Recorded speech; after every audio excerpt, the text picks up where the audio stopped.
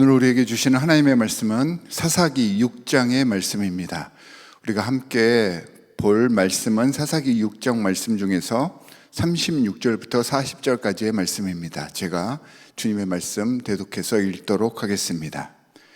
기드온이 하나님께 아뢰었다. 참으로 주님께서는 말씀하신 대로 나를 시켜서 이스라엘을 구하시려고 하십니까?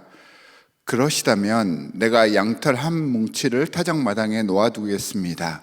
이슬이 이 양털 뭉치에만 내리고 다른 땅은 모두 말라 있으면 주님께서 말씀하신 대로 저를 시켜서 이스라엘을 구하시려는 것으로 알겠습니다.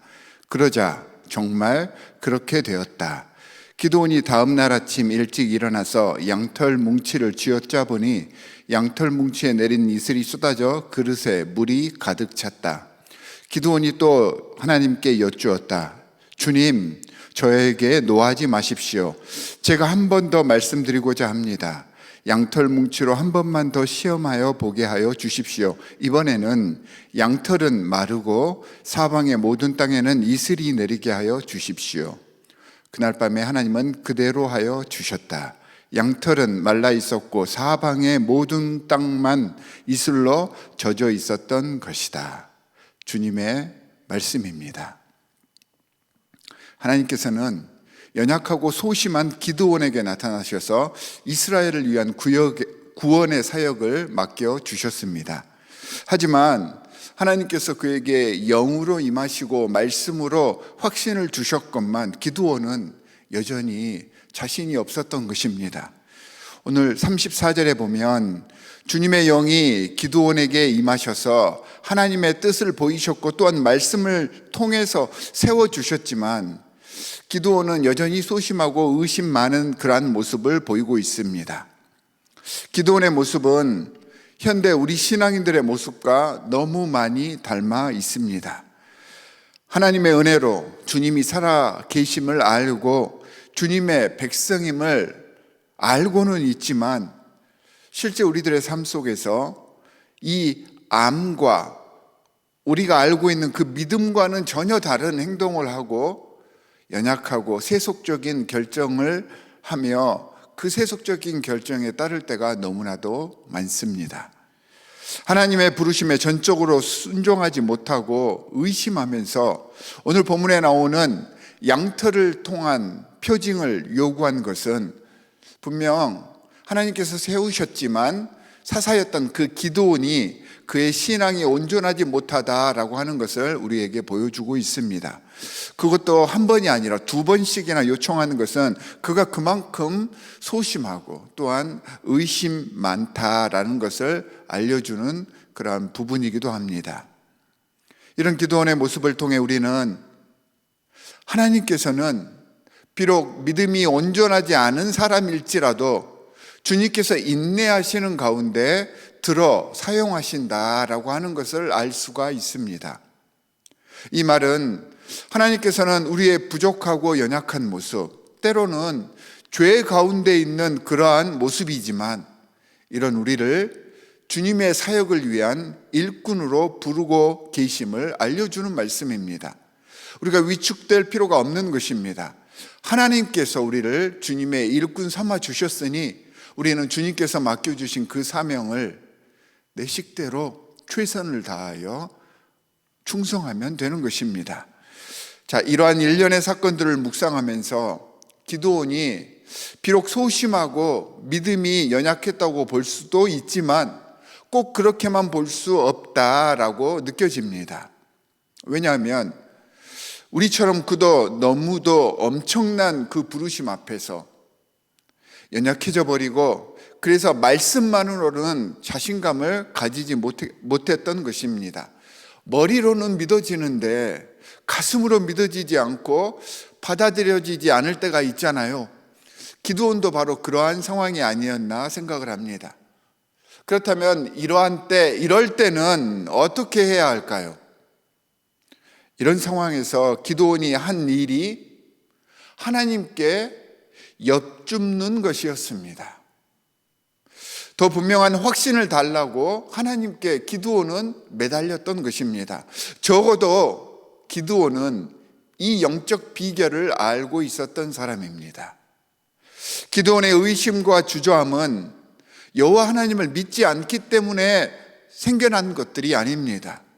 그의 소심한 성격과 하나님에 대해 잘못 알고 있었던 인간적인 그런 편견 때문이 아닌가, 이렇게 생각하는 것이 맞겠죠. 그러면 보면 볼수록 기드온은 우리의 모습 그대로 내 모습을 보여주는 자화상과 같습니다.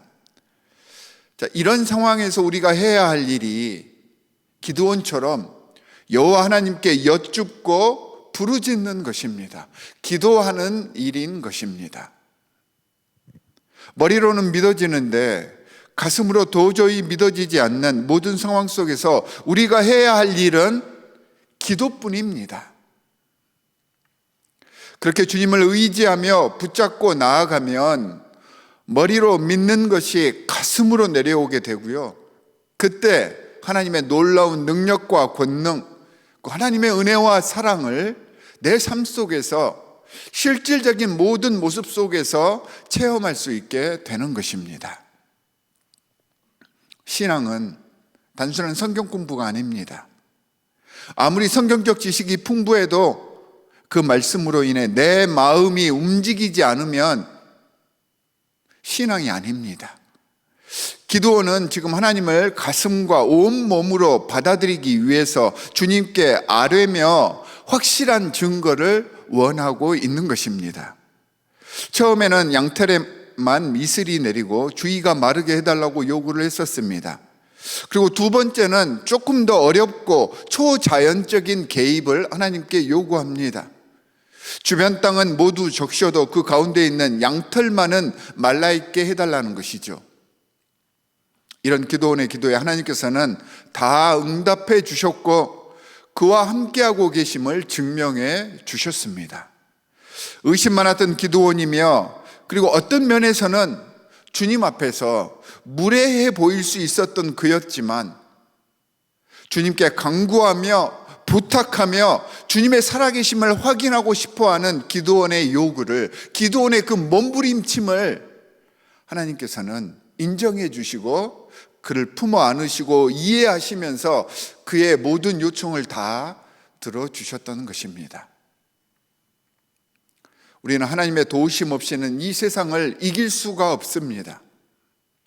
그런데 하나님께서 나와 함께 하심을 어떻게 확인할 수 있겠습니까? 항상 우리 주위에서 우리와 함께 하신다고 하는데 우리 눈에는, 육체적인 몸으로는 하나님을 쉽게 느낄 수가 없잖아요. 세상 살아가다 보면 이런 문제에, 이런 질문과 의심에 부딪힐 때가 너무 많습니다.